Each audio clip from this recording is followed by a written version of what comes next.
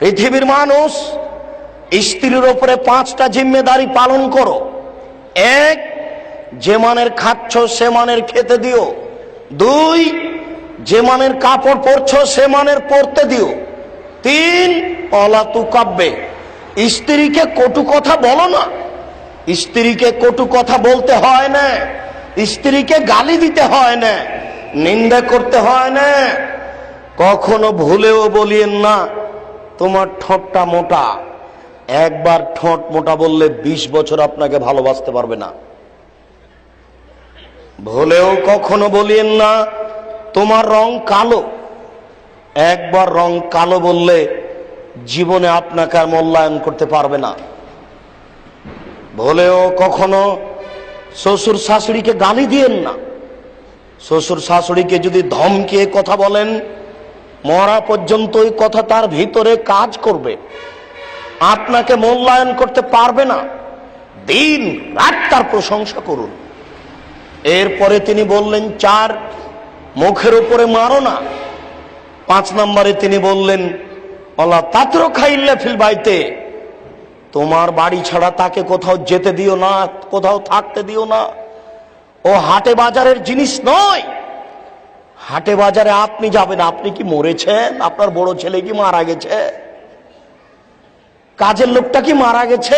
কাপুরুষ কেন হলেন আপনি? ও কেন বাজারে? ও কেন বাজারে যাবে? ওকে কেন দেখে জিনিস কিনতে হবে? ধর্মকে পাগল পেয়েছেন? রাসূল সাল্লাল্লাহু আলাইহি ওয়াসাল্লাম বলছেন তুমি তাকে তোমার বাড়ি ছাড়া কোথাও যেতে দিও না। চাচির বাড়ি যেতে পাবে না, খালার বাড়ি যেতে পাবে না, ফুফুর বাড়ি যেতে পাবে না, নানির বাড়ি যেতে পাবে না, মায়ের বাড়ি যেতে পাবে না। মায়ের বাড়ি গেলে 3 দিন থাকবে। 3 দিনের বেশি থাকলে খাওয়া খরচ দিতে হবে আপনাকে। মাস মাস বাপের বাড়িতে থাকবে। কোথায় এই সুযোগ পেলেন আপনি? কে বলে দিল আপনাকে এই কথা? জরুরি প্রয়োজনে কোথাও যেতে পারে, জরুরি প্রয়োজনে নিরুপায় হয়ে বাজারও যেতে পারে, নিরুপায় হয়ে জমিতে ঘাস উঠাতেও যেতে পারে। কিন্তু আপনি কি মারা গেছেন, সে কেন যাবে? যে মুখে তিনি বললেন কটু কথা বলো না, ওই মুখেই তিনি বলেছেন আলে কাসা কালা বাবে, তোমার লাঠিটা তোমার দরজায় ঝুলিয়ে রাখো। তোমার ছেলে মেয়ে তোমার স্ত্রী দেখে ভাববে বাপরে বাপ, 19-20 চললে লাঠি হবে। যে মুখে তিনি বললেন কটু কথা বলো না, ওই মুখেই তিনি বললেন লাঠি ঝুলিয়ে রাখো। যে মুখে তিনি বললেন স্ত্রীকে কটু কথা বলো না, ওই মুখেই তিনি বলছেন লা তারফা আসাকা আলা বাবে, তুমি তোমার পরিবার থেকে শিষ্টাচারের লাঠি উঠিয়ে নিও না।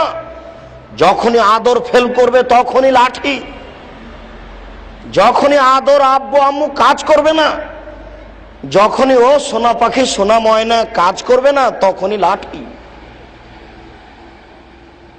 এটাই নীতি। সম্মানিত উপস্থিতি,